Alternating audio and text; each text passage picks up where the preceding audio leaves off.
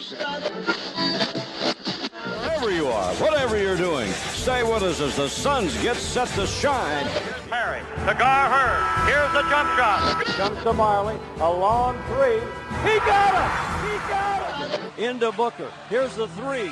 Suzanne! Another Sir Charles, and he flies in for a wham, bam, slam. Whammo time! He got it! Suzanne! Oh, brother!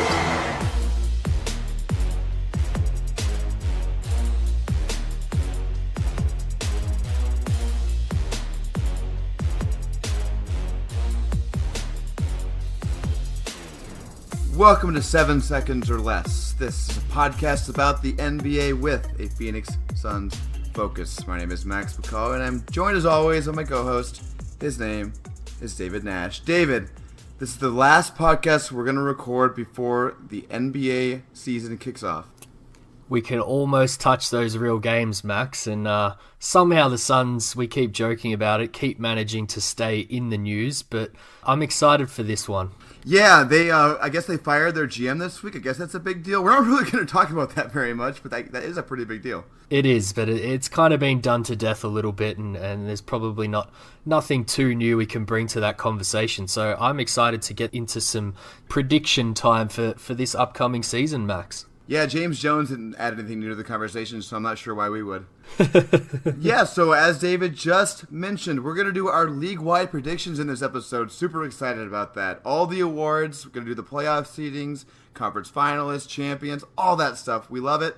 This is like my favorite thing to do, David. I am pumped. How about you? Yeah, and as I'll touch on a couple of times, this, in my blog boy career, this was something we focused on quite a bit, so I had a lot of fun delving into this, and I'm sure we'll have a lot of fun going back and forth on our predictions. It's going to be great. The takes are coming. But that's not all. We're also going to have part 2 of David's awesome interview with Jack McCallum, which has gotten just awesome reviews. Everyone's been really cool about it. Jack was so cool to be on the podcast. We're really excited about that. Yeah, it was great to hear some feedback on that, and I was excited for everyone to hear what I'd been sitting on for a little while there, and sorry to break it up into 2 parts, but there was so much good content there, and that will be around about the same time as previous episode after we get the main chunk of the conversation done here, Max. Yep, and then the second chunk after the Jack interview is going to be an extended 7 seconds or less segment all about the Suns. We're going to do sort of like the recent happenings of the Suns and some predictions about the Suns going forward. But David, let's not waste any more time. Let's go right into it. Let's go into our league predictions. Let's start with the big one, MVP. So the way we're going to go through all these awards and also the seedings, we're going to go reverse order. Build some suspense, build some drama. So we're going to start with our third finisher for MVP. So, David, who do you have finishing third for MVP this year? For third this year, I'm going to go with the reigning MVP, James Harden. Interesting. Okay, so I think he's going to fall off a little bit. So, is there anything you want to add to that? Yeah, I guess I'm maybe hoping for a healthy CP3 season this year, which I think will take some votes off him. I think, as great as his season was last year, I think he had a lot of the narrative as well because of time away that CP3 spent from the team, so people didn't disadvantage him too much with Paul joining the team last year. And I think there's just a couple of guys that are going to maybe have bigger seasons than him, Max, but I don't think it's any slight on what I expect Harden to still do this year. How about you? I have LeBron James finishing third, the best player in the league. I think he's going to have a pretty good season. We'll get to that later. But I also just want to real quick say I think Russell Westbrook's looming as a bit of a dark horse. I know that he already won it. I know that a lot of people regret their votes, but I just feel like, okay, so he's going to be really good. We'll get into that.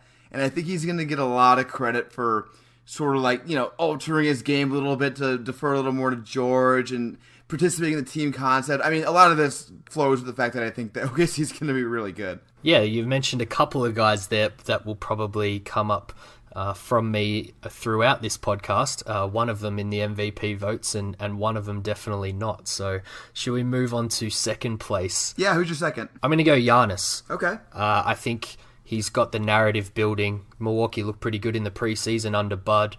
One thing I will note with these kind of MVPs, I noted at the top there, I've done a little bit of work on these in the past, and you kind of, in the last 10 to 12 years, you got to win at least 55 games and kind of be a fourth seed or above to really gain votes. So that's a little bit of a worry with Giannis and a worry with my top pick as well, to be perfectly honest. But, I think I can see Milwaukee being, a home court first round team in the East, and they should be pushing around that 55 win mark. So, and it would be very much largely on the back of Giannis as their best player. So I'm going to place him in second there. Who have you got? You'll see soon that I do not think that is crazy. But my second is Anthony Davis. Been no secret on this podcast. I think the Pelicans are going to be very good. I think Anthony Davis is going to have a ridiculous season that looks a little more like the second half of last season without Cousins than the first half. Yep. Just repeated performances where he's having 40 and 20. And I think I actually wavered back and forth between Davis and my number one pick, who I've sort of already given away. I think it's going to be really close. I think it's going to be fun. It's remind me of kind of like the Westbrook Harden one from a couple years ago, where it was like really close. People had an opinion on it. I think we're going to have that this year between Anthony Davis and a certain Milwaukee Buck. And I'm going to go for my number one pick, someone you've already mentioned. I'm actually going to go LeBron James. I can't believe you picked the best player in the league to be the most valuable player. That makes no sense. I think it's funny that you mentioned that at the top of this little section here, Max, because he is the best player in the league, and maybe that is counted against him sometimes in this MVP voting. But I feel like this season, with the switch to the Lakers, maybe rightly or wrongly, he's going to get a lot of that credit for Ingram making a jump, Ball making a jump, some of their role players looking better. It's all just going to come down to whether they can get that 55 win benchmark and a 4 seed or higher for me, Max. If they can do that, I'm tipping that LeBron James will be the MVP of the league. Yeah, I think it's a really nice prediction, sort of for the narrative reasons you're getting into. Like, it's hard for him to win before in Cleveland because it was sort of same old, same old. Yeah. But if he's awesome in the Lakers and they're awesome, it's going to be a rejuvenated thing, and LeBron's going to be at the top of every sports-centered hour. So it makes a lot of sense to me. But I'm going Giannis. I think Coach Bud's going to unleash Giannis. Yeah, I think we've kind of seen it in the preseason already. Bud's kind of working his magic with that team, and we're seeing them turn a corner that maybe we should have expected already out of the Bucks with the talent that's on the team. But, everything runs through Giannis as much as they're going to share the ball, and he's going to be the face of that franchise. So, I'll throw it to you. What's your kind of win prediction for Milwaukee before, we're going to do full East standings later down the track. But, if we're following that 55 win benchmark, is that around where you've got Milwaukee for the season? Yeah, if not higher. I don't want to spoil things, but I think they're going to be among the best teams in the East and also among the best teams in the entire league record-wise. Well, that makes perfect sense then. If they're up there, then Giannis is definitely going to pull the votes for the MVP. And also, another thing about Giannis is he just gets better every single year, doesn't he? Like, you got to have to bet in the track record of he's going to take maybe just another leap. And he's still so young. Like, he's literally maybe just entering his prime right now. So we've seen him kind of on the fringes of MVP discussions in previous years and things, and the Bucks, quite frankly, haven't been that good. So, it's a pretty solid pick in terms of, a guy that, health permitting, is going to be around that mark, I would imagine, Max. One last point I'll make, and then we'll move on to Sixth Man of the Year. The other reason why I think Giannis is a good bet is people just freaking like the guy. Like, it's going to be fun to vote for him. The narrative is going to be very easy. Who doesn't like Giannis? It's going to be really easy to build an MVP campaign for him. Exactly. And narrative for some of these awards, not all of them, but narrative does play quite a big factor in the voting. So I think, you're right there. Giannis is certainly going to have that on his side. All right, let's move to Sixth Man of the Year. I'll go first this time. I have a bit of a surprise pick probably for my third candidate because I've trashed him on this podcast before. Go for it. I really like what I've seen out of Dennis Schroeder this preseason, David. Interesting. The scoring guard of the bench is a very prototypical Sixth Man of the Year winning role. We all know that. Dennis Schroeder is going to play that. He's really talented. Probably the most talented six-man guard in the league. If he's dedicated to actually doing that and he fits in his role and stuff, he's kind of the prime candidate for this award, isn't he? Yeah, you know what? I didn't really consider him, and maybe that's my own fault, but, as you've noted, this is very much a points award. It's basically gone to the points leader off the bench of all qualifying players in like the last 12 years, Max. This is a really easy award to predict from that standpoint. And actually, I had a very solid rule that I lived by that had it had worked for the past 11 years before last year when Lou Williams broke it, and that's that the sixth man of the year generally has to be on a playoff team. And as I said, Lou Williams broke that last year by winning it with the Clippers, who didn't make the playoffs. But that kind of moves into my predictions here. I'll give 3 and 2 at once here, and I've got Gordon in 3 as a vote getter of the past and should be on a playoff team. And I've thrown Lou Williams in there as second purely because I can't see him going back-to-back if the Clippers don't make the playoffs. Not spoiling my West predictions too much there, but I don't have them in my top 8 currently for the West standings unless they make some moves. So they're my 3 and 2, Max, to back up my eventual hopeful winner, who I was digging around for playoff teams and for points on playoff teams. So I'll throw to you for your second place guy before I come back with my first. Those are very smart, reasonable, traditional picks that make a lot of sense, and I'm going to throw out something that's not that at all. Go for it. I mean, it kind of is. So I mean, I've been on record saying that Boston's going to be freaking awesome this year. They're going to be one of the best teams in the league, if not the best. I think that Terry Rozier or Marcus Smart is my second. I can't decide which one I want to pick. I think I'm going to go Marcus Smart. I think people are going to be like, they're going to see him come off the bench and just do all the energy stuff for like a 65-win team. And I know he's not going to put the points probably, but I think he's going to be on so many national TV games doing so many like crazy plays that he's going to get kind of the narrative thing going. Yeah, it's funny, Max. We didn't discuss this at all kind of going in. We're coming in blind with our predictions, which is great, which might mean there's some double up, but there also might mean there's some themes here. And I've got for another award coming up, I've kind of got 2 guys on the same team in the same slot because I just don't know which way to go with either of them. But yeah, I think you make a good point. Boston's going to certainly have the wins. There's certainly going to be a playoff team, and that bench is probably going to look pretty good. So there's going to be voters looking to that bench for who they can go to. And as I said, the eyes are normally drawn to points per game. So someone like Rozier off the bench would be probably my pick if I was going to choose between him and Marcus Smart, just because the things that Smart does aren't valued as much when it comes to sixth man of the year voting. And I guess that's time for me to throw to my eventual winner here, Max. And it lines up with your Schroeder. It's a guy on a new team and a playoff team, I think, anyway. I'm going to Denver with Isaiah Thomas. Whoa, wow. So you must really buy into the fact that he's been hurt for the past year and he's going to have a major bounce back. Yeah, I just think that team, they're pretty weak on the bench, so we're going to see him in that role that he loves, where he's going to have any shot that he wants in that second unit and then maybe finish games in some funky lineups. I really liked what Boston did with him. They kind of rode his hand, benched him when they needed to, and kind of put him in with the starters when he was really hot. So that's kind of the role, maybe not to the MVP type discussion level that he was having on that Boston team, but I think there's a real role for him on this Denver team, and I think he can hit that rule of mine of being on a playoff team and have the most points off the bench. So that's who I'm tying myself to for this award, Max. I love it. I didn't even think of it. It's great. It's a great idea. It's the prototypical guy to win it. It makes a lot of sense. I think Denver's going to be good. I think it's perfect. It's great. It's almost as good as mine. Hit me. I was so proud of myself when I came up with this. Ready for this? Yep. Fred VanVleet. Ooh, I did consider him, but my rules kind of, it knocked him out. But if I was to go against my rules, he was definitely on my radar. Explain to me here, Max. Why is he going to win? I think he's going to be like their primary bench scorer guy. I think that's what they're going to rely on him for. They don't have DeMar DeRozan anymore, so he kind of dominated the scoring, him and Lowry. Yep. And Kawhi, well, he's a scorer for sure, but he's not a guard. I think that guard scoring, there's a bit of a vacuum there. He'll come off the bench. He's going to be in a lot of important games because his team's going to be really good. Also, I just think he is really good. I think he's probably the best player among the people we've been talking about, or at least up there.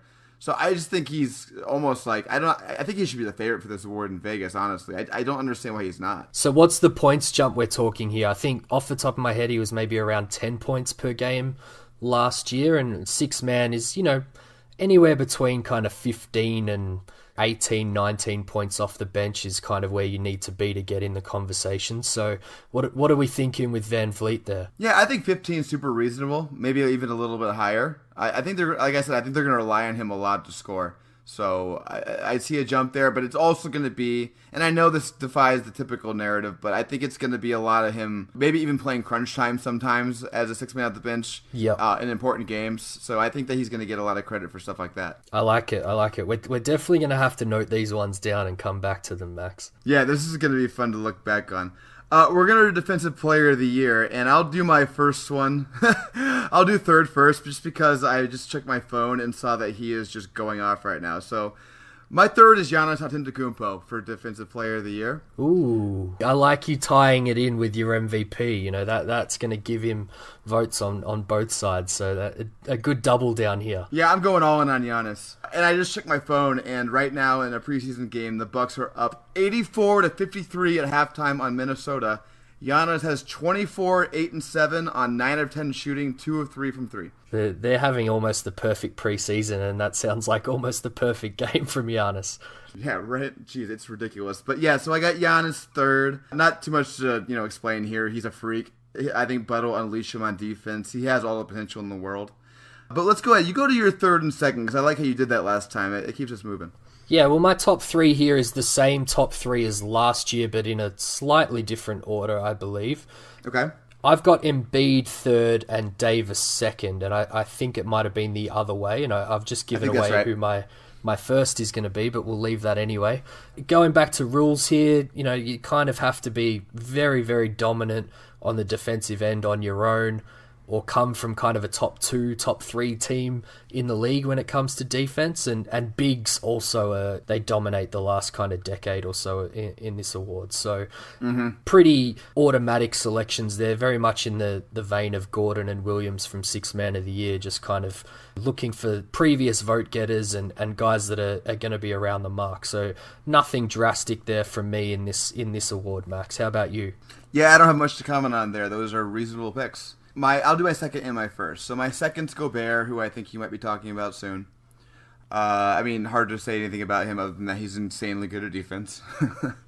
And then my first is, he was not in the top 3 last year, but only because he was injured. I think that Kawhi Leonard returns to his mantle as the best defender in the NBA. Yeah, and he's the one that's kind of broken the mold a little bit with it going away from bigs, and he is that dominant on the defensive end. So a pick I would like to see get up, to be honest, because the anchoring bigs getting all the votes for Defensive Player of the Year kind of doesn't do a lot of justice to guys around the league that really focus on that end of the floor. So yeah, who I would have loved to throw in at third if he were healthy is Andre Roberson, but unfortunately he is not. Yeah, and those role player guys, they just don't get enough votes. They might get the odd vote here or there, but you throwing Giannis and Kawhi in is probably as good as it's going to get in terms of a non-traditional big. But as you said, I have gone with Rudy Gobert. He missed quite a bit of time last year and still won the award, and I think Utah are going to be as advertised again, maybe with a little bit more offensive power, but they're going to be very much a defensive team. I expect them to finish in that kind of top 2 or 3 in the league in defense, and Gobert should get most of the votes there. So nothing hot takey about my pick, but I'm feeling pretty confident about that one. Yeah, it's impossible to argue with that. He's the best defender in the league last year, and he very easily could be this year. So let's go ahead and move on to Most Improved Player, David. Do you want to start this off with maybe do your third and second? All right. I've gone a little more off the radar here with Most Improved Player. So okay. I'll start out by saying that, my general rules here is you've kind of got to have a decent points per game jump. Something around, 5 points per game or something generally gets you on the radar of this award. Oladipo won it last year. Which is an interesting note. That's kind of my other rule here, and where I'll start with my picks is Oladipo made his first All-Star game last year, and generally guys who make their first All-Star game on a massive surprise or jump season are in the running for this Most Improved award. So I'll start out by saying my third pick is Donovan Mitchell. Wow. Because I think he's probably going around the league, maybe one of only a couple of guys that could potentially make their first All-Star game, but he'd probably need to become a 25, 26 point per game scorer on the back of his 20 points last season. So that's why I've got him just in third, because I'm not quite sure he can get that narrative going to be the top guy. And then, as I alluded to before, I've kind of got Turner and Sabonis together here. I like that. Whichever one of them kind of earns the most minutes on Indiana, I could see becoming a legit, 17, 18 point per game scorer. And then on the back of their kind of 12, 11 points per game this last season, that would put them in the conversation as well for most improved, I think, Max. How about you? I like that because I think Turner was kind of supposed to win last year, and I like these guys who are like kind of post-hype sleepers, right? The guys who do things after they're supposed to. That makes sense to me. Yeah, narrative's a big thing on this one, I think. Mitchell's interesting because as far as I've heard, he's already like the best player in the history of basketball, so I don't know how he could impossibly improve. So I have third, Brandon Ingram. Yep. I think that, LeBron thing, it's going to make him look better, all that crap. Second, John Collins. Talked about him already. I just think he's going to be awesome. I think he can shoot now. One of the things on Most Improved Player, too, is you want to look for guys who were already much better than people thought they were last season. Exactly, yeah. And I think that John Collins fits into that. And I'll go into my first because this is more exciting to me because I feel the strongest about this, maybe about any of the awards. Interesting. I think Jamal Murray is going to have a huge season. Ooh, I didn't think of him. That's an interesting one. I kind of... scoured last year's points per game leaders, anywhere between kind of, 11 up to 20, looking for prime candidates here. But yeah, I can get on board with that because, Denver doing what they're supposed to do this season is going to be very much on the back of Murray having hopefully a good year. And I like to root for Murray too. He's a guy around the league that I like. He's buds with Booker. I'm trying to think of what he scored last year to kind of flow in with my 5 points per game differential. But he'd have to make a pretty significant jump scoring wise for that to come to fruition, Max. The thing about Jamal Murray, and one of the reasons why I like him so much, I love guys who flash like every other game, and like you can see that they're like potential stars, but they don't do it all the time. So their stats don't look great because they have the off games and the great games, but it's just because they're young and they're going to put it together eventually. Booker was like this season 2, same as Murray. Yeah. And so I just think that he's going to be much more consistent this season. The third year jump. I think that, like we said, Denver's going to be really good. They're going to be on TV a lot. I think it's just everything lines up for him to get a lot of Most Improved Player buzz. Yeah, I think the narrative's there on that one. I really like that pick from you. So I'll throw probably my wildest one out here. Okay. I don't know if it's wild, but my biggest surprise here. So I had a quick look around. There's kind of, when there's not an obvious choice, there's you can go to some 27-year-old guys, guys like Turkoglu and Dragic have won it in the past from that range, but I couldn't see anyone there either. So I've gone to a guy who scored 12.1 points per game last year, and I think he could really lift that up, and that is Karis LeVert from Brooklyn. Wow! I didn't even think about him, but that's such a good one. That's a great one. I love it. So just talk a little more about that. I think, he's having a good preseason. He's got that buzz around him from what I've seen. And things have kind of opened up in Brooklyn, with Lin going out. Obviously, Lin wasn't healthy last year either, but I just think there's going to be a real clear rotation spot for LeVert when you look at their kind of potential starting five and how they're going to stagger guys like Russell, Dinwiddie. They got Crabbe as well, but they really need some playmaking, and I think LeVert is one of those guys that Sean Marks has kind of attached himself to with the limited assets that he's had in his first couple of years, and he could be one that really makes a jump for Brooklyn this year. And we've discussed it before on previous pods. It's not a great roster overall. It's just going to be a bunch of guys that go out there and compete under Atkinson, but I really like LeVert. I think he's got a real chance to make that buzz this season and be, one of the prime options on this Brooklyn team. Who agrees with you is the Brooklyn Nets, who apparently wouldn't trade him for Jimmy Butler. There you go. So, yeah, I think we're going to see a big season from him, and maybe it's, maybe voting will go against him on a poor team there, but I could see him becoming a 18 to 20 points per game scorer this year, and that would definitely put him in the conversation based on what he did last year. Yeah, absolutely. I think that's a great pick. It's also somebody who's completely under the radar to the mainstream media. So if he kind of exposed to any extent, it'll be like, where did this guy come from? Exactly. All right, let's move on to Coach of the Year. I'll give you my third and second, and then we'll go from there. Yep. Third, this ain't hard. I'm putting Brad Stevens there. One of these years, they're going to have to give him the win, and maybe it'll be this year. They're going to be the best team in the league, I think, but I just have two like kind of better story guys ahead of him, so I have him third. Second for me is Billy Donovan. I mean, obviously this is tied to the fact that I think OKC is going to be freaking awesome. Yeah. I think they're going to really surprise. I don't know if it'll be because of Billy Donovan, but Billy Donovan will be the beneficiary of how good I think they're going to be. Yeah, it's interesting. I think you can kind of go two ways with these things. You can kind of bet against yourself in a few of these categories to kind of cover the field, or you can kind of tie all your predictions in together. And I think I'm all in, David. Yeah, I think we've both gone the same way because, we're trying to link other things we think are going to happen, which is smart from one perspective. So, yeah, I definitely agree with both of those from a narrative standpoint. I've definitely gone narrative with my 3 and 2 as well.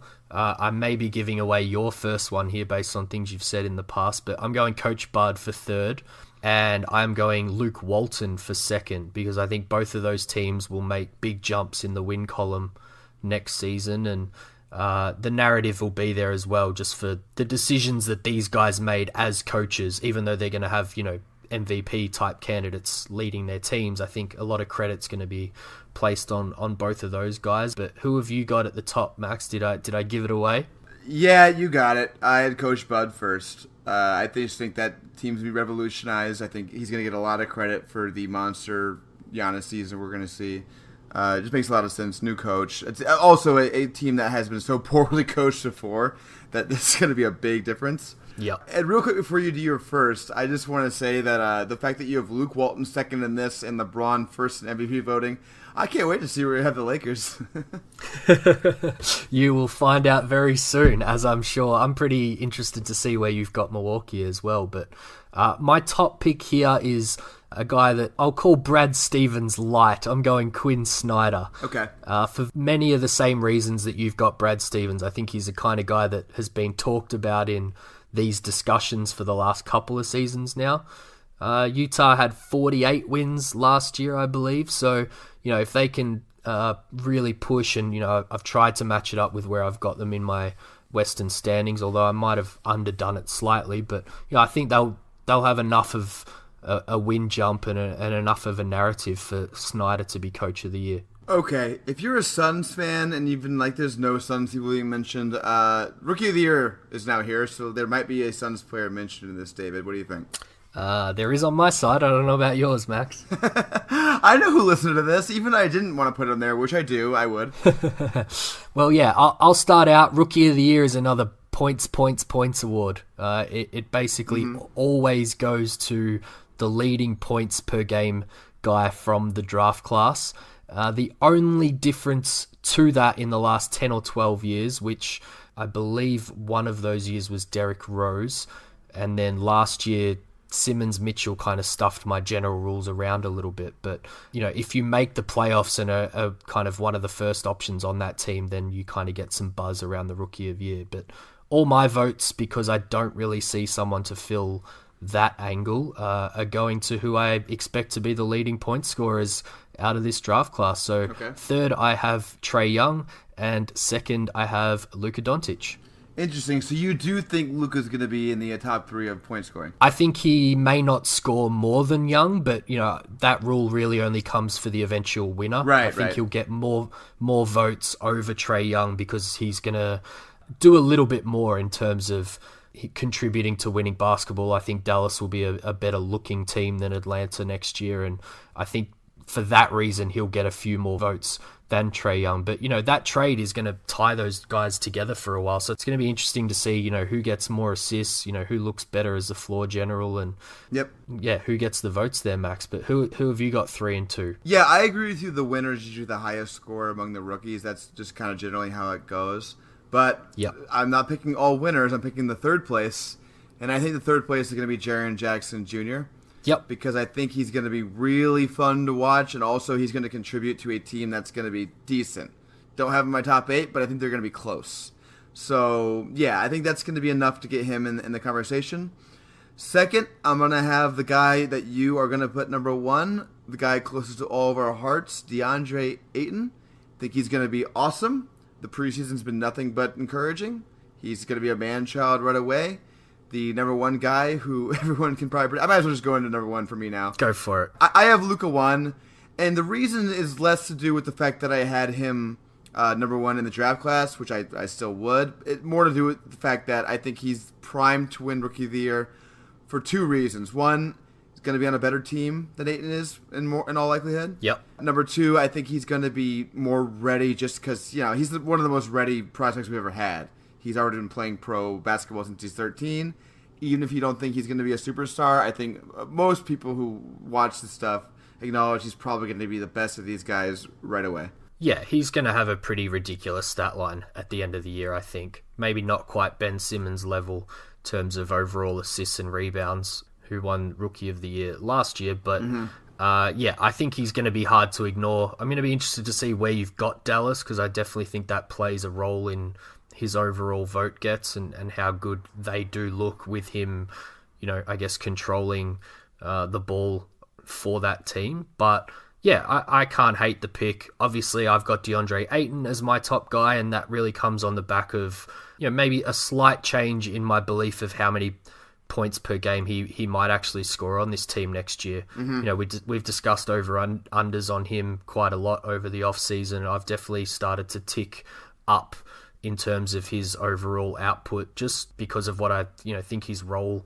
is going to be is a little bit different to what I originally thought it was going to be, and he's just been impressive. So I think he can be a 17 to 20 point per game scorer on this team kind of straight off the bat, and that's going to be really hard to ignore in Rookie of the Year voting, I think. But I'll throw to you for one more, just with that playoff thing. You mentioned Jaren Jackson. I think, you're right. In terms of winning the whole thing, maybe unlikely, but I think Memphis are going to be good enough. But the only other guy, if I kind of slotted in him fourth here, is Miles Bridges, because he may be a pretty good point scorer on a bubble playoff team. Is there anyone else around your bubble just sneaking into the playoffs or just outside that may get votes, Max? That's an interesting question. Yeah, I don't have them in the playoffs, but on the bubble, the Clippers and Shai Gilgeous-Alexander, maybe? Ooh, I love SGA. Yeah, I kind of stole your guy there, but I mean, if he's as good as he's looked in Summer League and preseason, and the Clippers are really good, maybe him. Yeah, and they don't have like a real,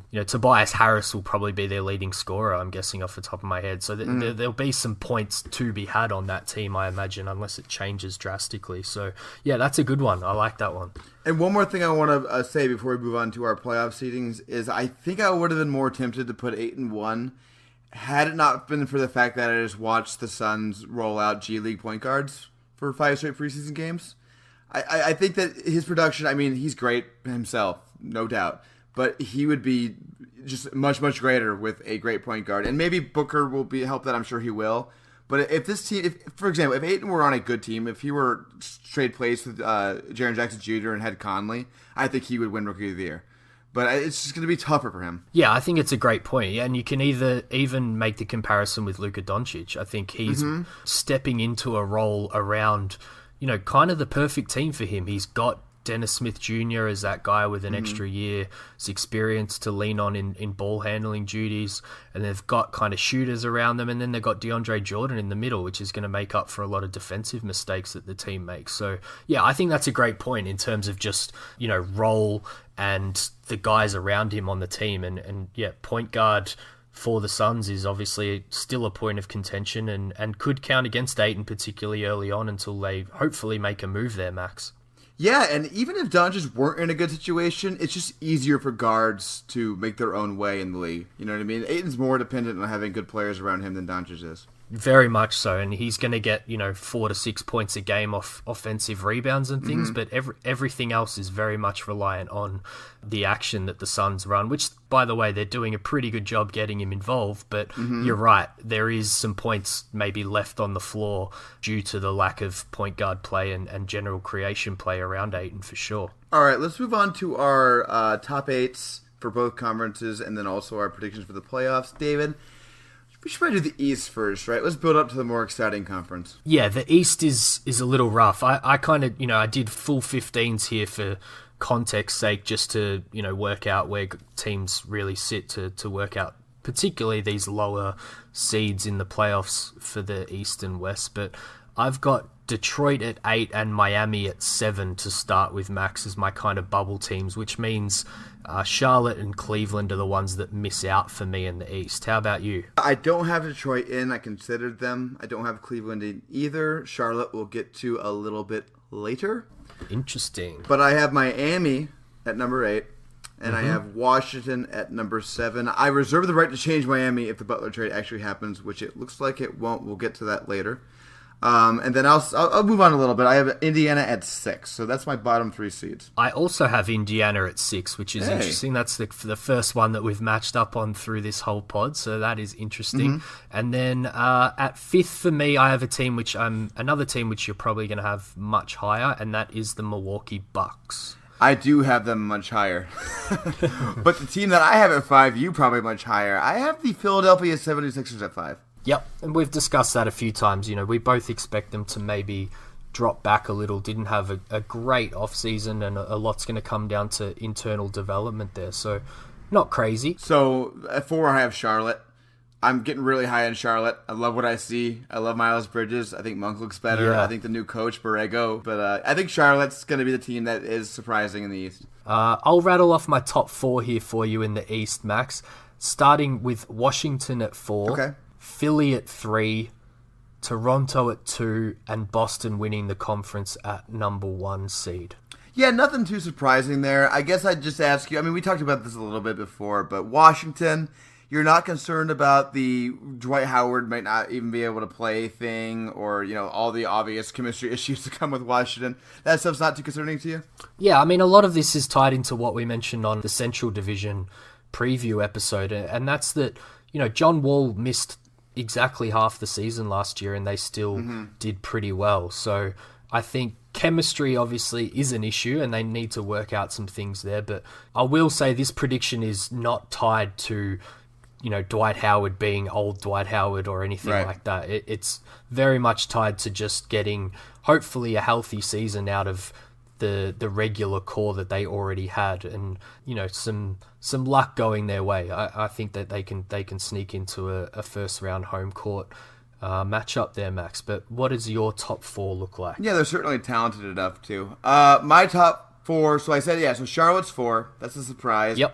Toronto, I have 3. Milwaukee, I have 2.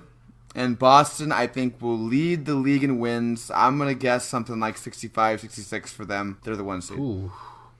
That's quite a season now to Boston. They're just so deep. And every single year, Brad Stevens carries these trash teams or these injured teams to awesome records. David, they were the 1 seed last year without Hayward and with Kyrie missing like the last month. Yeah, and that's what I was going to say. Something we haven't really touched on with Boston too much is, you know, as unfortunate as all the injuries were last year, it kind of puts them in a really great place this year.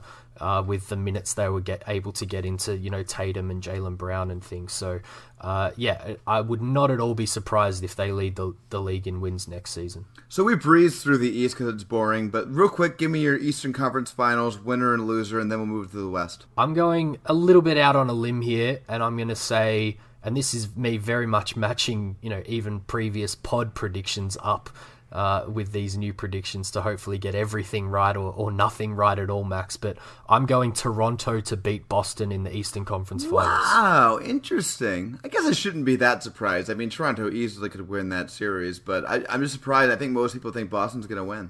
Yeah, I mean, as I said, it's tied definitely into my prediction around Toronto having a decent regular season, and then Masai kind of making one more win now move towards the playoffs around the deadline. And, you know, that would be the move that would maybe put them in a great position to beat Boston in a series. I don't know what that move is, to be perfectly honest, but right now Toronto probably doesn't beat Boston. I'll definitely say that. So I'm definitely doubling down on my predictions there, Max. I like it. That's fun. I have the exact opposite. I have the Toronto Raptors losing to the Boston Celtics in the Eastern Conference Finals.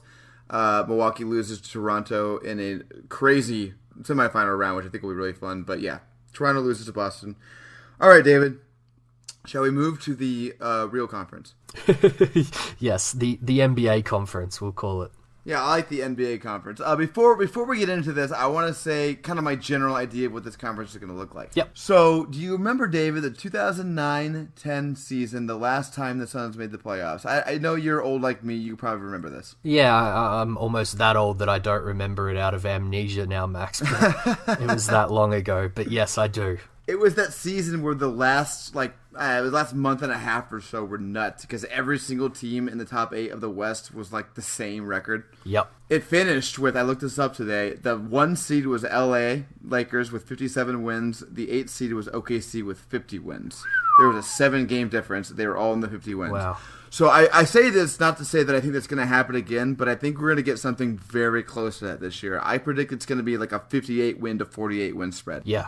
And last year was, pretty tight there at the top too, with Portland snagging the 3rd seed. Mm-hmm. So I'm with you on that one. It's going to be a hotly contested conference. Yep, and I wanted to start with that because I got some takes in here, and it's not so much that I think some of these teams are like bad or good. I just think it's going to be really close. But I'll start with my 8th seed. We should probably just do this one because this is a thing. I have the Houston Rockets as the 8th seed. Whoa, that is takey.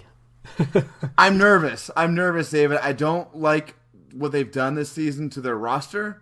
I don't like Chris Paul being as old as he is and hurt every single year. Like, he misses games every year, and now they're even more reliant on him and James Harden to kind of do everything. Yep. I'm just nervous, David. Yeah, I mean, I think Harden takes them past the 8th seed by himself anyway, but with those qualifiers, I can see where you're coming from. If it's a tight conference, Chris Paul goes down at the wrong time of the year, and their role players have gone back a step a little bit overall.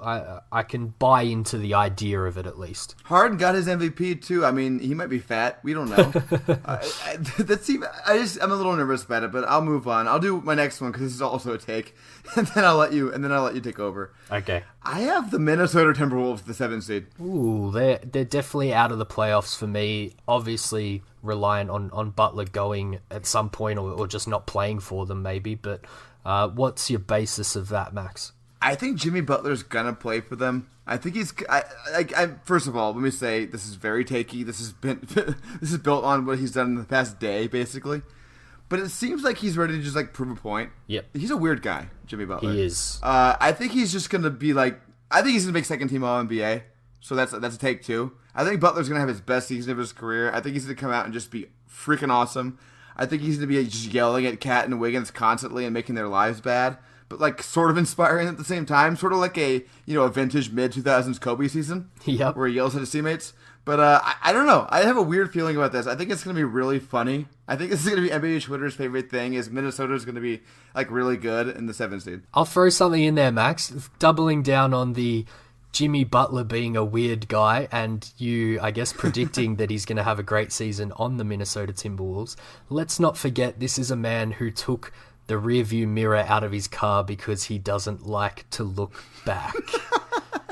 This is what I'm talking about, man. Sometimes sociopaths are the best players. Look at Kobe Bryant, I just mentioned before.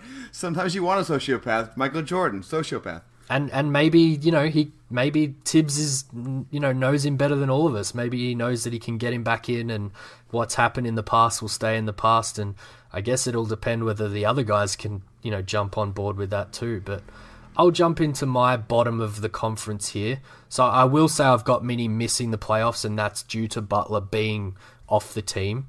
LA Clippers I've also mentioned, and a team I would have had in the playoffs if not for very recent bad luck with injuries is the San Antonio Spurs, Max. So yeah, I have them out too. Yeah, so Portland for me, who I did predict to miss the playoffs on our division preview, now sneaks into the 8th seed at the expense of the Spurs, and I've got the Pelicans as the 7th seed. I obviously have the Pelicans higher. I've talked about this before. I love them, but yeah, I mean, those are reasonable picks, more reasonable than mine, of course. San Antonio, I agree, they're going to miss it. Clippers, not quite enough. My other team that I'll mention, Memphis, I considered them for the 8th seed, but once I realized that I was going to put Houston there, I was like, I can't have Memphis over Houston, so I have them out. Okay, I'll move into my 6th seed, and then I'll do my 5 and my 4 also. I have the Utah Jazz at 6, which I think will seem low to a lot of people, but it's not an indictment of Utah. It's just going to be so packed, and I love all these teams. 5, the Lakers. Mm-hmm. I agree with you. I think they're going to be pretty good. Some people think they're going to miss the playoffs. I don't see that. I think LeBron's going to make this team awesome and fun. I hate the Lakers, so it's hard to say, but I think the young guys around LeBron, I kind of buy into the Bill Simmons theory that LeBron hasn't had the athletic, fun young guys in a while, and it's going to kind of rejuvenate him. I'm sure you're buying into the theory because you have him the MVP. You never bet against LeBron James. Come on, we know this by now, Max. It's not smart. And then I'll do my 4th. I have the Denver Nuggets at 4. I already said Jamal Murray is going to be a most improved player, and I think Nikola Jokic will be on an All-NBA team, maybe even the second team. Interesting. That is a nice segue into my 6th seed, is the Denver Nuggets. Again, I think it's not an indictment on them. I think it's going to be a pretty close conference, so that's just where I have them falling in front of OKC at 5, and then Utah are my 4th seed, Max. Yeah, I think so. The general trend is you have a much more reasonable list than I do. Mine's takey. I have the New Orleans Pelicans at 3rd. I've talked about this before. I love what they put around Davis. I love Davis, having my second MVP guy. I just think they're going to be really, really damn good despite their flaws. And 2nd, I have the Golden State Warriors. I think before I've actually had them even lower. Again, it's just like, I think all these teams are very close to each other. And the Warriors just kind of default themselves into mid-50s wins, which I think is going to be enough for the 2 seed. Yeah. I've got the Lakers at 3rd, okay, which we've gone over a little bit. Obviously, on the back of LeBron being MVP, also on the back of a lot of these young guys taking a step. And, you know, I do think that they can make a move around the trade deadline that, you know, really projects them going forward into playoffs as well. You know, I touched on that on a previous pod. I just cannot see the Lakers wasting a year of LeBron's prime here. So that is very much contingent on them bringing someone else in to make a difference there. And your 8th seed, Max, I have as the number 2 seed in the West, the Houston Rockets. Which, by the way, that's not crazy for you. That's crazy for me. And I believe I can guess your number 1 seed is the OKC Thunder, Max. That's exactly who it is. I know Westbrook's dealing with some knee stuff, but it seems like he'll be back soon, if not opening night. I know Roberson's out until January, but listen, he was out the whole second half last year, and it's better than that, at least he'll be back. David, I like what I'm seeing out of them in preseason. I think Paul George looks way better than he ever did at any point last year. I'd already told you I like what Schroeder's doing. I think he's a 6-man candidate. I think Westbrook's going to embrace this defense first team kind of around him. I don't know. It's one of those things I don't really have a lot of reason for. I just have a feeling that I think the OKC Thunder are going to be really, really good. Yeah, I mean, we're all in on a couple of different teams, and we're kind of, it's showing through a lot of these predictions. Obviously, I've gone the Warriors at number 1 here. Nothing surprising or really much to discuss with that. I just think that, as you noted, they kind of default into a certain amount of wins, and health permitting, which I know you're kind of betting against a little bit this year with the Warriors. I think they're going to be up there, and I've actually got them beating the Lakers in the conference finals, Max. Wow, so you think the Lakers make the conference finals? I can see it. It's not crazy, especially if they make the trade like you talked about. Yeah, if the Warriors were fully healthy and actually gave a shit, they would destroy this conference. A lot of this is me thinking they won't be, and they won't care, and they won't be healthy. I have the Western Conference Finals being the Warriors defeating the Thunder in 7 games in OKC. Heartbreak, but a fun series. And then who wins it overall for you then, Max? I've ruined this before, so yours is actually more interesting because you have not given your answer, but I have the Boston Celtics beating a kind of a war-worn Warriors team that just kind of got to the end of a run that was too much for them. They lose to the Celtics in a series where they're really not themselves. All right, you ready for a hot take? Yes. The Warriors are going to beat Toronto in the finals, Max. Mm-hmm. That is not my hot take. Okay. However, it will be the last Warriors title, and Kevin Durant will leave after winning 3 with the Golden State Warriors. I love it. I think that's right. I think he is going to leave whether they win or not. Where do you think he's going to go? Oh, God, we've discussed this before. The NBA moves so fast that predicting 12 months from now is almost impossible. So I'm not too sure. Someone might come from out of nowhere, Max, and surprise us. But he's trying to tell you that Phoenix is going to get him. You know, James Jones will be the full-time GM by then. You just never know. But no, I'm feeling pretty confident about that. And particularly, I noted the other day that Draymond Green said that age will be the only thing that gets this team eventually. And I think he's right. I think particularly if Kevin Durant moves, age after this year is going to catch up with them. So I think I'll give them one more before the decline, Max. I agree. That's the only thing that'll kill them. That and boredom. I will say that I think KD is going to leave also. I think we'll go to New York. Just the obvious storyline for him. Yep. And then one more question for you, though. So you have Toronto making the finals. Do you think Kawhi stays? That's a good question. God, it'd be hard to leave a team that make the finals, wouldn't it, Max? Mm-hmm. It would. Ooh, yeah, I'm going to go with recent history of these teams retaining guys. I'm going to say he stays, Max. Yep, I agree with you. I think he'd stay if they made the finals. I think he'll even stay in my prediction where they lose in the Eastern Conference Finals. Before we go on to Did You Know, David, you have some fun questions that you used to on your blog that we have some answers for that I think we should go through real quick. Yeah, I've got an unofficial award for all of the 6 awards that we covered here, Max. So I'll give you a brief description of what it is and an example of a guy who I think could win it, and then I'll put you on the spot with something and try and get a pick from you. Are you game? I'm game, and just to full disclosure, I'm not going to be on the spot. I actually prepared for this. Okay. All right, we'll go in the same order as we did with the official awards. So the first one is most disappointing valuable player, and that would be, Max, a number 1 option guy on his team who's going to have a down year. For this one, I'm going to go very much against you, and I'm going to say Russell Westbrook, purely from a health standpoint, has a not so ideal year this year for the OKC Thunder. David, I'm offended. That is just so rude. What do you got for me? I excluded teams like the Knicks and Sacramento where there really isn't one because I don't think that's fair. Yep. I went with Aaron Gordon. I've talked about him a little bit before. I just don't think he's that good. I don't think he can shoot. He had one hot stretch and people think he can shoot. He can't shoot. He's an overrated defender. He's Orlando's best guy, but I don't think he's a true star of a team, and I think he's going to be disappointing.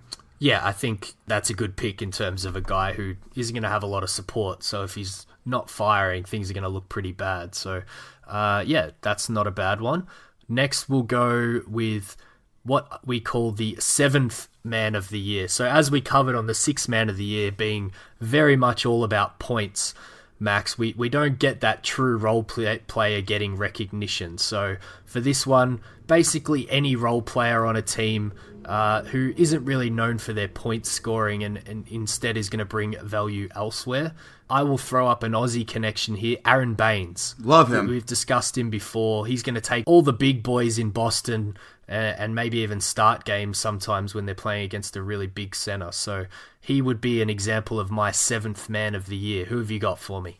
Mine is somebody who people were shocked that the Houston Rockets wouldn't trade for Jimmy Butler. For me, it's PJ Tucker. Nice. I like it. PJ Tucker allows that team to play small against the Warriors. He's kind of the reason why they went to 7 against the Warriors. That might sound crazy to say, but he really is the reason because he allowed them to match up. He's just such a versatile defender. He's so tough. I think he had a game with 15 boards in that series. Yeah. He doesn't get the credit for what he does, and he is my answer. Very nice, very nice. This next one's a fun one. It's the extra defensive player of the year, Max. So it isn't a guy who plays really, really good defense. It's a guy who, maybe gets a little bit salty. The salty is the unofficial name for this award. So I'm going to go Dame Lillard. With Portland not having such a great year, he's got a history of getting a little, salty on social media, and I'm going to double down on the Blazers not having a great year, maybe just sneaking into the playoffs with that one. How about you, Max? Before I answer, can I go ahead and say that should probably be called the Kevin Durant Memorial Award? I like it, yep. Very good. I'm going to go with Karl Anthony Towns for very obvious reasons. I think him and Butler are going to have some fights this season. That's a good one. That's a very, very good one. I think they're going to be good still, but I think they're going to fight a lot. All right, next one is an easy one for me, most improved team, and I've obviously got the Los Angeles Lakers. How about you, Max? For me, it's the Milwaukee Bucks. I mean, I obviously have them really high, so there you go. Very nice, very nice. To offset the Coach of the Year award, we've got the Coach on the Hot Seat award. Mine is a guy who missed the playoffs last year. Expectations are going to be very, very high on him this year, and he can't miss again or else I think he'll be fired, and that is Mike Malone for the Denver Nuggets. Ooh, that's a good one. I think they're going to be good, but if they're not good, he's out. Mine's Greg Popovich. I'm just kidding. That's a joke. Mine's Fred Hoiberg. I think that he is probably going to get fired because the team's going to suck and he's been there a while. And also, if I'm horribly wrong about how the Minnesota situation goes, I think Thibodeau's a decent answer for this. Yeah, they were two other guys that I probably had in my top three along with Malone. So I think they're good choices. All right, so the last one we're left with is Rookie of the Year, which this one we call the Played Like a Rookie of the Year award. And therefore it is a guy who's definitely not a rookie, but that has a very, very bad rookie type season. My example for this one would be Zach LaVine. He's coming off an injury on a pretty bad team. He's known to be pretty inefficient. You know, we could see a lot of rookie type traits out of LaVine this year, taking the most shots on the Bulls. So what do you got for me here, Max? That's a good answer. That's a good one. Mine is the same person I would have picked the last 2 years. So assuming I've done this award before, this is the third year running that I have picked Andrew Wiggins for this award. Yeah, you can't go wrong with that, I don't think. I don't think he's going anywhere fast. But I think we can move into Did You Know? Yeah, it's time for Did You Know? So I'm going to throw it to David. Thanks, Max. Back with Jack for part 2 of our chat about his book and the great 05-06 season for the Phoenix Suns. Just quickly, anyone listening, if you haven't heard part 1, then I'd strongly suggest you go back to the previous episode and listen to it first. But back to you now, Jack. Part 1 was a lot of fun, so are you ready to jump back into part 2? Yes, sir. Ready to go. We pick it up roughly halfway through the book and at the beginning of this second playoff series versus the Clippers. Jack, the Suns have just scraped by the Lakers 4-3 as we ended in part 1.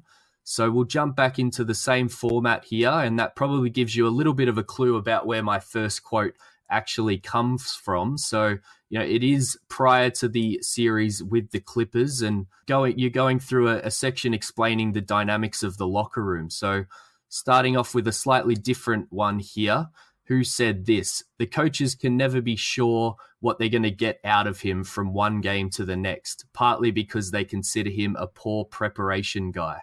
Who said it or who are they talking about? It's not a quote. It's me talking about Correct. It. You said that one, Jack. You caught my trick question there and, you know, and maybe alluding to it there. Do you know who they're talking about or who you're talking about? Well, my best guess would be they were talking about, well, Amari wasn't, I'm trying to think, it could be Amari or Sean, but I'm going to say Amari. It's one of the lesser role players on the team, if you want to have another crack. Well, then it would be Sean, I guess.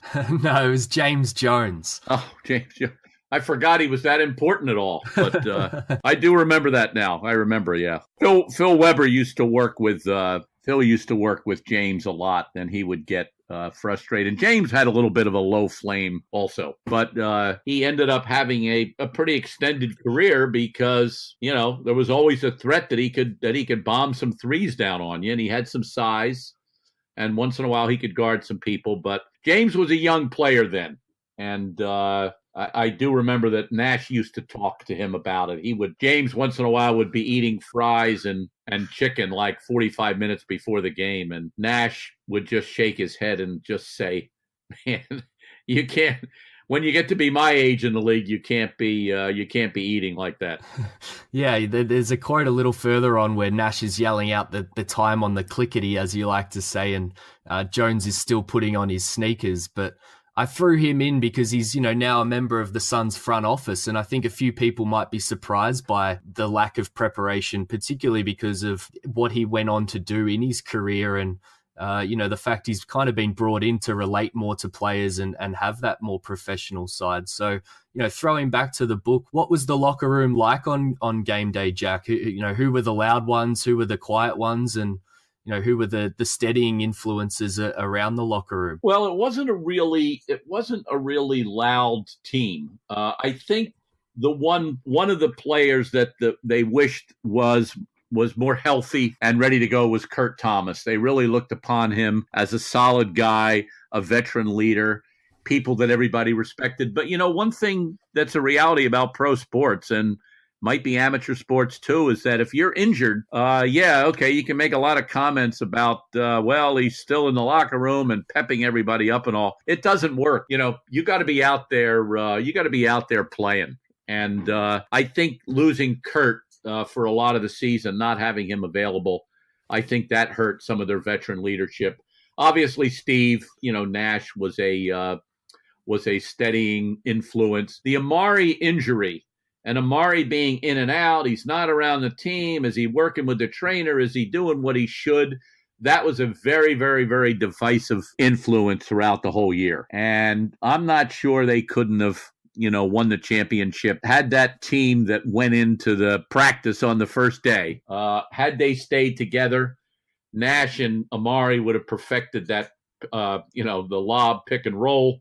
And, man, they would have been good. But that was a very, very dividing element. Amari being kind of in again, out again. Yeah, you make a great point there with veterans kind of needing to play. I think that's something that the Suns have lacked the last few years. They've brought in veteran guys, but they've been sitting on the bench or injured, as you said. And they've brought in Ariza and Anderson to play that role this year. And hopefully they'll be in the starting five and can lead the way a little bit more. But the next one comes in a timeout section after the Suns win a game against the Clippers and the series is tied 3-3. And this one's kind of timely for the upcoming season. So who said this? You should keep your eye on this guy. Really sharp, really popular over in Italy as a player and then a coach. You should keep your eye on this guy. Really popular. You mean somebody said that about D'Antoni, obviously? Yes. It's going to be somebody outside the... I'll give you a clue here, Jack. It was a female. It was a female. Wow. Well, I'm trying to think how many of them I quote in the book beside Laurel D'Antoni. I mean, maybe Mike's wife said it about him, but... Oh, no, you're on the right track there. Think of the Italian link and the wife link. Oh, it could have been, I don't know, was it Brian Colangelo's wife? It was, Barbara Bottini. Barbara Bottini, yes, who emerged in Philadelphia when... Barbara became a little bit of a character in the Brian Colangelo drama in Philadelphia. Yeah, that quote I threw in there because it really jumped out at me. She seemed to be the one that first told Brian about Mike D'Antoni. So, really into her basketball, and that was maybe the eventual downfall of Brian in Philadelphia. She was a very smart girl. She came over, the first time I saw her, and in fact, first time I met D'Antoni, as a matter of fact, he was a player in the McDonald's Open, the first one that was in Milwaukee. And Barbara was kind of a public relations person with the Italy team. And Mike came over and played, was kind of the aging point guard. And he always reminded me that he had a triple-double in the game they played against the Bucks. But it was like 10, 11, and 10 or something. It was.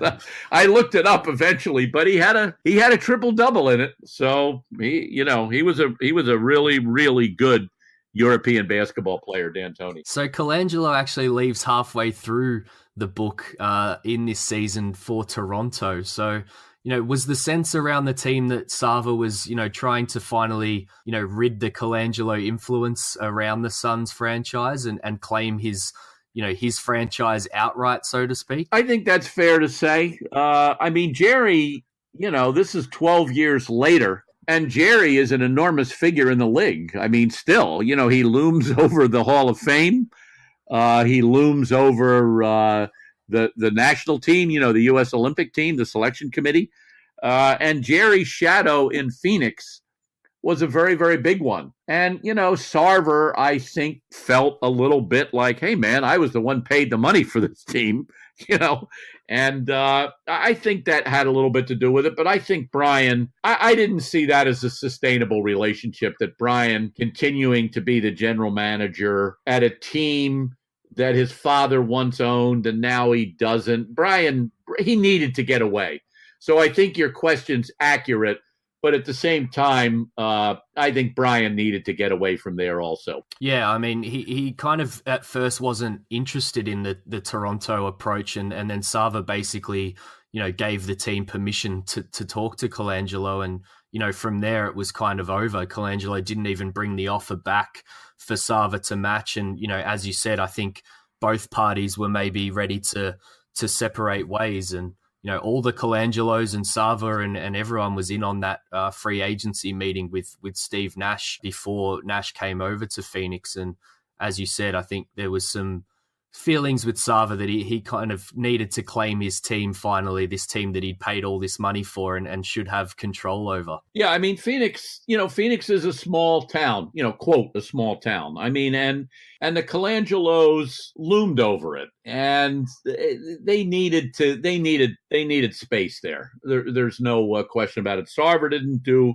everything correctly, but I never blamed him for Brian leaving or anything like that. I think that was probably the right thing for all parties. We'll jump forward. The last matchup is against the Mavericks, and the Suns win game 1.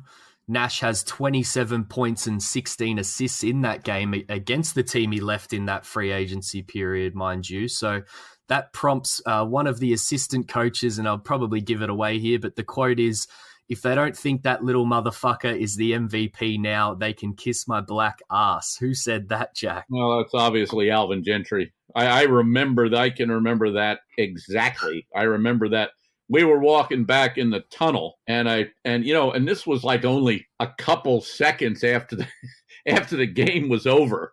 And I can just picture that. Alvin was the source of many great quotes in the book, and a large part of the reason that the book worked, in my opinion, was, first of all, D'Antoni saying yes to doing it, but the assistant coaches, the spirit of those guys, Alvin, Mark Ivoroni, Phil Weber, and D'Antoni, that's really the reason it worked. That's the guys that really adopted me and made me feel like part of it, and really because Mike, I was pretty close to, but the head coach of a team is busy. I mean, he's the face of the franchise, and a lot of my time was spent with those guys, and I, to this day, remember that very fondly. Yeah, so Alvin's, obviously a head coach now in the league, and he was twice before a head coach before that season with Phoenix. It sounds like you spent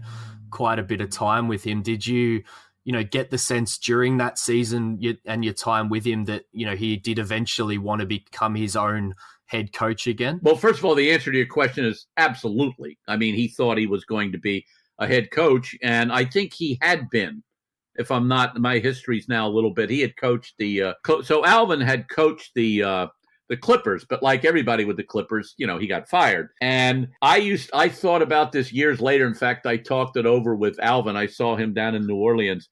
If you would have taken a snapshot then of, well, who's going to be coaching, you just can't tell. Mike, with his third team since then, D'Antoni, Alvin back in the mix. I mean, being mentioned last year as a Coach of the Year candidate.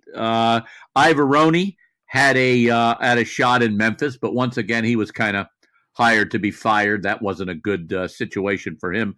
And Dan D'Antoni back coaching at his alma mater. He's back coaching at Marshall, where he and Mike were Hall of Fame players. So you think you can predict things, but I'm telling you, man, you don't know where anybody's going to end up. You really don't. Steve Nash, a Laker? if I would have thought of that at the end of the year, I mean, there is no way to predict the way things are going to be 10 years later. And I found that out by doing this book. And Dan's a great example of that. The character that he plays in this book and his coaching philosophy, as you said it back in part 1 here, of, he was very much a believer in, once you're in the NBA, you're probably a good defender, and had a very black and white a view of the NBA. And now some of his more recent quotes, he's gone a full 360 and is, a very analytical college coach and very much against the grain in that system. Yeah, the two brothers, Mike is very, very much where he should be. He should be heading an NBA team. As I mentioned before, face of a franchise. Mike is very much that type of guy. And Dan is very much where he should be also. I'm not sure Dan, maybe it was all the years, he was a high school coach for 30 years. So maybe by then it was too ingrained. But it always seemed a difficult fit to wedge Dan into the NBA. And I'm just really glad he's happy and he's doing very well in Marshall. Yeah, so my last quote and question for you here, Jack, and it comes after the Suns bow out 4-3 to the Mavs in those conference finals. and it is, I'm really proud of you guys. Given the setbacks we had this year, you guys brought it every night and you won your division 54 games. We're going to be even better next year. Who said that, Jack? Well, the logical thing would be Mike, but somehow I don't think. I'm going to guess that maybe I'm taking a guess here. I'm going to guess maybe that Sarver said that to him. Yep, you've ended on a high note there, Jack. That is correct. The Suns were better next year, winning 61 games, but have basically never gone further than that 05-06 season. So without the benefit of hindsight, what was your general feeling, maybe hearing that quote around the team directly after the loss? Did you think that they were going to be better with Amari and things like that? Or as you said, not being able to predict the future in the NBA, did you think that maybe that was, their one wasted opportunity? Well, when I got to the end of that season, you have to remember where the beginning was. I mean, the beginning of it was, who the hell knew what was going to be? Because, the assumption was they had lost Quentin Richardson, they had lost Joe Johnson, that maybe they weren't going to, they had gotten off to that unbelievable start, the year before. So people knew they arrived. But it wasn't like we're looking at the Suns as, oh my God, these guys are going to win the title. And there were doubts about the way they played. So when you got to the end of the year, you would look back and say, well, they were probably as good as we expected. However, they should have beaten Dallas. They had them by 8 points in Dallas, to go up 3-2 in Game 5. I still remember that. Because Mark Stein was sitting next to me and goes, "You're going to be winning a championship," because the Suns would have beaten Miami. Shaq couldn't get off he couldn't play against them. They just would have taken him out of the game. And they would just had to shut down Dwayne Wade. That's all ridiculous retrospect. But the best team the Suns had was obviously the next 2 years. Amari was healthy. Steve and Amari were really, really, really rolling.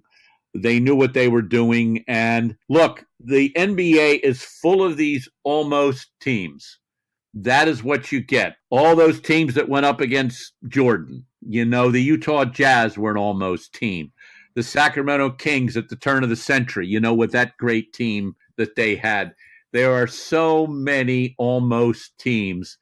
And among those teams, the Suns of those 3 or 4 years were certainly among the best. And they were certainly among the most entertaining. Yeah, so as you mentioned, they went on to lose a semifinal and then lost in the first round. And then, ironically, as we were discussing before, Gentry then took over the team and he got them back to the conference finals again after a 54-win season, but they lost 4-2, and they haven't been back to the playoffs since that 09-10 season. That's an 8-season playoff drought. So, who knows what Sava would be thinking now in terms of that run he got early on compared to the last 8 years, Jack. No, they were at, the time that they were really, really, really at their best was when they should have done it, because the West, the Spurs were really, really, really good and stood in kind of diametric opposition to the Suns. They couldn't do anything with Duncan. He defended the hell out of them, as he did with a lot of teams. Offensively, he was really, really good. And Parker and Ginobili, were really good then also. But now, to get back now, and now LeBron's moving to the West. So, to get back, you got the Warriors. You got Lillard and McCallum in Portland. You have LeBron now in the West. You have Westbrook, those guys. It's going to be really, really, really hard. And the Suns are just going to be one of those teams that are going to look back and say, wow, I wish we could have won it all then, because it ain't going to be easy now. Look at the Mavericks. They won a championship, and they're really, really struggling to get back to any kind of relevance. So these things have an ebb and flow to them. And I was happy to be around when the Suns were really coming up. And on a personal and professional basis, yeah, I wish they would have won it all. Yeah, and that kind of brings us to the end of the book and the end of our chat, Jack. And the end of the book is really interesting. I love that you kind of end it with a look at the off season and the Suns trying to make some moves around the draft for the upcoming season, and things don't quite go their way. But yeah, it's just a perfect end to the book and leaves the reader kind of wondering what could have been. But like last episode, are you open to another round of 7 seconds or less to finish off here? Sure. So last time we focused on writing this book, but this time I wanted to talk about all the other things you've done. So I'll jump into question 1. Who's the best interview in general throughout your kind of Sports Illustrated career and other things that you've done? And who's the one interview that you wish you got but never did? I never got to the root the way I should. I've interviewed him, but since then we've had kind of a falling out. I just saw him up at the Hall of Fame, and I wasn't able to interview him for the Dream Team book, and that was Isaiah Thomas. We went back and forth a lot with some conflict, and I would have to say the best. Look, in this business you have to get to the best guys, and I was lucky, so I would have to say Jordan. Not so much for what he said, but his availability and my ability to get to him when he was the most popular athlete on the planet. So for question 2 here, for any Suns fans listening that have read 7 seconds or less, but only read that book, which other book of yours are you most proud of with the end product that they should maybe pick up and read? Well, I'm not just saying this because I'm on this broadcast, but by far the Suns book, if I were judging my own work, I really thought was the best book. I'll never have a chance to do an inside book like that. Having said that, my latest book called Golden Days is out in paperback, and I think it was really an interesting look at Jerry West, first of all, and then a way to kind of connect the two eras of the NBA. And I thought I was pretty successful in doing that. And I would say the other book would, if any male out there has prostate cancer, I wrote a book called The Prostate Monologues, which I'm pretty proud of. Yeah, I plan on picking that one up for sure, Jack, after reading through your recent projects. I lost my father to cancer, so I'm definitely going to have a look into that one. But finally, to end it off here, is there another project in the works? Is there anything that you can tease us coming up in the future? What are you up to these days? Well, they're doing a movie company bought the rights to Dream Team, so they are making. There already has been one documentary about Dream Team, but these guys are kind of taking a new approach, different approach, kind of a cultural approach to the phenomenon of it. That's going to be on BET next year sometime, so I'm kind of working with them. And beside that, I don't know. I'm just looking around for maybe a smaller book to write. A book about, I don't know, a story that I'm trying to find a story that nobody knows about in basketball. And I have a couple ideas, but nothing really in fruition yet. Well, great. That's it for it, Jack. I wanted to thank you a whole heap one more time for giving us your time. This has been a heap of fun for this Suns fan. And, I hope listeners have enjoyed it too. And, maybe we'll find a few more new readers of 7 seconds or less that haven't picked it up before, or, maybe a few more that'll go back and read it again after this little chat. So listeners, you can follow Jack on Twitter. That's how I ended up getting in touch with him, and keep up with him there for all these, possible new projects coming in the future. But for now, we'll jump back into the rest of the episode. And thanks very much, Jack, for coming on. Okay. Thanks for having me. It was a lot of fun. Thank you, David. That was awesome. Thank you again to Jack McCallum for joining us. So cool to have the namesake of this podcast join us. How cool was that, David? Oh, so much fun, Max. And I'm glad the listeners have got through the 2 parts now. And definitely want to throw one more big thank you out to Jack for doing that with us. That was great to get him on for a good 45 minutes over 2 pods there. So we're going to go into our second part of this, which is going to be an extended version of our 7 seconds or less segment. We're going to do 5 each to each other, 10 total questions about the Phoenix Suns. We're going to talk about recent current events. We're going to talk about predictions. We just want to get some Suns in here because unfortunately the Phoenix Suns are not totally involved in the league-wide prediction stuff. They're not going to win a lot of awards, probably not going to make the playoffs, but we love them. We want to talk about them. David, are you ready? Yeah, we'll still go pretty rapid fire here, I think, Max, but 10 questions instead of the normal 3 and a bit of back and forth on this, so I'm excited. Let's do it. I'll start. David, question number 1. Gina Mizell, I think is how you pronounce her name, brand new Phoenix Suns reporter for The Athletic, mentioned today that Booker was playing full contact scrimmage with the starters, including Shaq and Akobo. If Booker does start Wednesday night, who is going to start at point guard with him? Do I have to choose out of those two guys? No, I phrased that question very particularly. I did not ask you out of those two guys. I've got this really weird feeling because of the chemistry that they've shown that Josh Jackson is going to start on this team, Max. You think with Booker? Yeah, I think if they haven't resolved any new point guard situation, it's definitely something that I could see happening for game one. You know what? I had Shaq as my answer, but fuck it. I'm changing it. I agree with you. That's what they should do.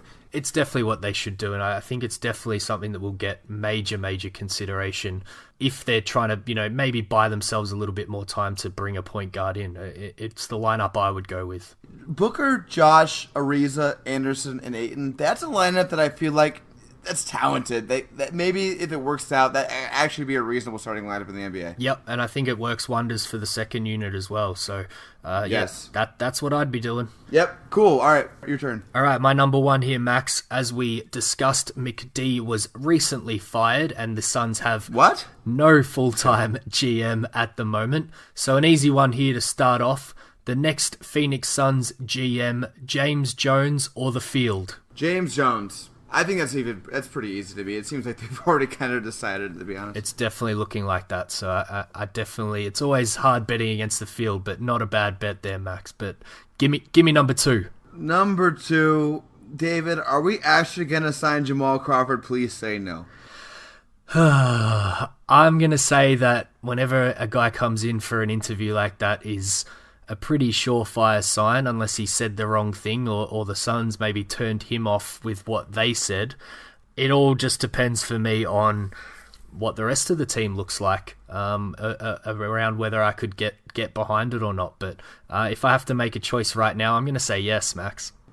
Yeah, unfortunately, I think you're right, and I wish that you were wrong. All right, your turn. That's a nice segue into my number two. So, as you know, I'm kind of borderline obsessed with this at the moment. So, walk me through how the Suns get to 15 players before Game 1, Max. Wow, okay.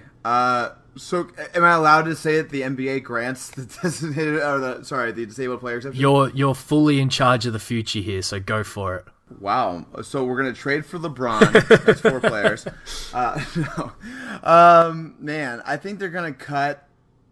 So I know that I'm going back to what I said last week. I think they're going to cut Isaiah Canaan. Or is it Canaan now? I heard they changed his pronunciation. Canaan?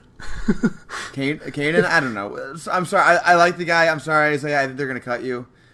And then I think they're going to cut... Man. All right, I'm going to say it. I think they're going to cut Dragon Bender. He's just been bad, man. I mean, why would you keep him? He's not showing anything. I don't disagree. It would just be a lot of money to eat, and that may save him, Max. Yeah, that's true. It is a lot of money to eat, but, I mean, they're going to have to eat money some way or another, right? Because they cut Tyson Chandler, that's a lot more money to eat. If they cut Troy Daniels, that's $3 million to eat. I guess they can cut Shaq, right? But I think if they cut Cannon, they're going to want Shaq, so... It's not easy. That's why this is a hard one. What do you think? It's why I'm obsessed with it, Max. So, I think Arthur goes. I think Kanan goes. If I have to go with my previous answer and Jamal Crawford's coming in, I believe that means that one more guy also has to go. So I would probably put that down to one of Reed or Shaq, and I think I'm going Shaq. Wow. I forgot about Reed. So this kind of goes into my next question for you. Order of likelihood, who's on the roster on the last day of this season? Dragan Bender, Shaquille Harrison, Tyson Chandler, Troy Daniels. Ooh, I don't think they find takers for Chandler, and Sava hasn't really bought guys out like that in the past. So I'm going to say Chandler most likely. Dragan Bender second most likely for very much the same reason. And then that would leave Daniels slightly ahead of Shaq, only because I said that Shaq's kind of on the bubble of getting cut here. So that would be my order, although I'm not all that confident in it, Max. I think that's the right order. I think I agree. Even though I said Bender's going to get cut. I don't know. That's what's funny about this, right, David? It's insane. It's impossible. It really is. I would give a lot of money to anyone who... can even predict how these kind of 2 or 3 changes to get down to 15 is going to happen, because there's just so many different variables here. But going to the Golden State Warriors preseason game, Max, it was clearly the Suns' best outing. Anderson kind of was quoted after it that it kind of came after their best practice, and no surprise, Ariza and Anderson both kind of played their best games in that game. So I'm going to ask you, firstly, if Ariza and Anderson are options 3 and 4 on this team, and secondly, what we can expect out of both of them in the way of points for the season. I think Ariza is pretty clearly option 3 or 4. Okay. It depends on where Josh is, right? I mean, Booker's 1, Aten's 2. That doesn't need to be said, really. But if Josh is going to start, I think he probably takes more shots than Ariza. But I actually really like what I've seen of Ariza in the preseason, especially in the Golden State game, where in the first quarter he kind of looked like a superstar for 12 minutes. Yep. But yeah, you know what? I'm going to say 3rd for Ariza. I'm going to say 5th or 6th for Anderson. I'll say Ariza averages 10 points a game. I'll say Anderson averages, I don't know, 8. Yeah, I think that's pretty reasonable. I'd maybe have Ariza a little bit higher. I've kind of said I think he's kind of more the clear third option on this team. And actually starting Josh, I think, reduces his shots and overall output maybe with those stars. I agree, but I think it also reduces Ariza's. Yeah, I think that's fair. Yep. Okay, next, David. Will our Lord and Savior, the shining beacon of light that we've had for these past 3 years, Devin Booker, make the All-Star game? Ooh, I was probably higher on this a month ago than what I am right now, just with the health concerns and the roster issues with the Suns. So I'm going to say he's in the conversation, but it's just too strong in the West and he misses out. Screw the conversation, screw everything, screw the injury. Devin Booker is making the All-Star game. I'm all for it. This Suns team needs a bit of positivity around it. So God, we need it so badly, don't we? And obviously that's going to mean a kind of big start to the year for Booker to get those early votes. So I'm all for it. Mm-hmm. I will go into our next beacon of hope here, Max, with Deandre Aten. Mm-hmm. Fill the blank in this sentence for me. Deandre Aten is a top blank center in the NBA by the end of the 18-19 season. I'm laughing because I've seen people already on Twitter proclaiming it was a top 5 center off preseason. I'm not going there. I think he's going to be really good. I've been so encouraged by him. I think he's going to be a top 10 center by season's end. Yep, that's what I had in the blank as well. Who knows how high in that top 10, but I would confidently say top 10 definitely by the end of the year. I just think he's going to be an absolute monster this year. David, rank these youngins, kind of the secondary youngins, in order of importance to the team's future. Elie Okobo, DeAnthony Melton, Dragan Bender, and Shaquille Harrison. This one's pretty easy for me, I think. I go Melton at the top because I think he's got the best chance of being a backcourt partner to Devin Booker in the future going forward. I've got Elie Okobo second because if he remains on the Suns, I think he was actually really drafted as a 6-man, Max. I think that's his role going forward, particularly when you look at Booker being on the team in the future. I would say Dragan Bender third. Signs aren't great with him, but upside potential still gets him in that spot over Shaquille Harrison. I agree with your order, and 2 bonus questions for you real quick for your last question. Go for it. At what point during this season do I come in this podcast and proclaim that I would rather have DeAnthony Melton than Josh Jackson or Mikal Bridges? Our Dallas review episode, Max? Yeah. It's not going to take very long, and that's a nice promo. We're gonna review the Dallas game the morning after, probably. I'm going to go to it. David's going to watch it from Australia. We're going to jump on. We're going to talk about it. But, yeah, it's not going to take long, David. I'm already head over heels for DeAnthony Melton. It might take longer than that, but I can almost guarantee you at some point in this season I'm going to proclaim that DeAnthony Melton's the 3rd best prospect on the Suns. Question number 2. I had a random thought the other day, and I posted this on Twitter in a reply to Chris Hansen, our friend. I kind of feel like if, say that, Josh is good in the starting lineup and that works out and Booker and him start, don't you think Okobo and Melton could kind of be a really fun second unit backcourt pairing? Definitely. And that's kind of a big reason why I discussed Josh maybe moving into the starting lineup, because it's hard to start either of those guys. let's say Shaq also gets cut, so he doesn't really need minutes. Exactly. Yeah, I think those two guys have very complementary skills. Okobo's a great pick and roll guy from what we've, the little that we've seen and the lot that the Suns keep trying to ram down our throats in what they're seeing in practice and things. And Melton's just that ultimate hustle guy, as we've discussed. So, yeah, throw those two out with, I guess, TJ Warren's going to be your main, points guy maybe in that lineup. A little bit of shooting out of maybe, I don't know, Bender, Bridges, and then you've got Holmes or Chandler or someone anchoring the defense. It could be a fun little second unit there, Max. Agree. One last hot take. You mentioned his name, TJ Warren. I've been one of his biggest detractors. I kind of like what I've seen from him, David. I think he looks a little more like he knows how to play basketball this year. And I know it's not like he hasn't improved so much on the three-point shooting, a little bit in the passing, maybe a little bit in the defense, but just something about him, I think he looks better this season. It's easy to bring out his negatives, Max, in terms of the shooting not really looking any better and the defense not looking great, but he's bought into the six-man role from everything that we've seen, and the passing looks a little bit better in Igor's system. So yes.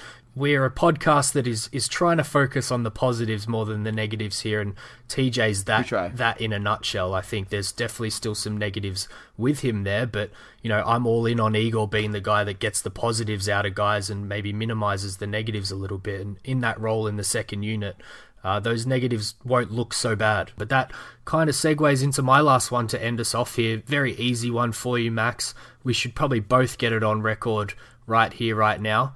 And do whatever you need to in terms of predicting future moves and stuff, but what's the win-loss total at the end of the year for the Phoenix Suns? David, I've been all over the place with this. I before the preseason started, I was like, I think they could win 33 games. Why not? The middle of the preseason, I was like, this team can't win more than 24 games. Look at the point guards. Now, Aten's looks so good. I told you I think Booker's making the All-Star game. I have a lot of faith in him. I think they're probably going to figure something out with the point guards. I like the talent we have with the young guys. I think if it's a giant disaster, they'll probably panic, move into a point guard, and be better, for better or worse, that'll happen. I'm going to go 30-52. I think they're going to slightly beat their 29.5 over-under. I'm pretty positive too. I'm going to go maybe slightly higher. I will say that they will win 35 games. Whoa! That's not slightly higher, David, in the West. That's a lot higher. Yep, I'm all in. That's it for us. I think the conclusion of our longest podcast ever. Thank you if you listened to all of it.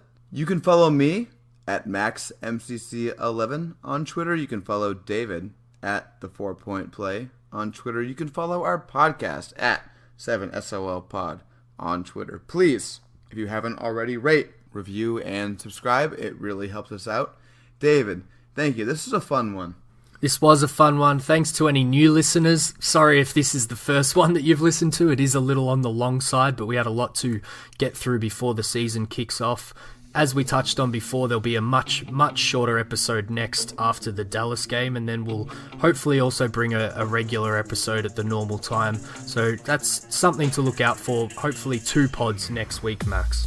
We are, 5 days away from that podcast? The Dallas Mavericks, the Phoenix Suns. Can't wait, David. Basketball's so close, Max. Thanks, guys.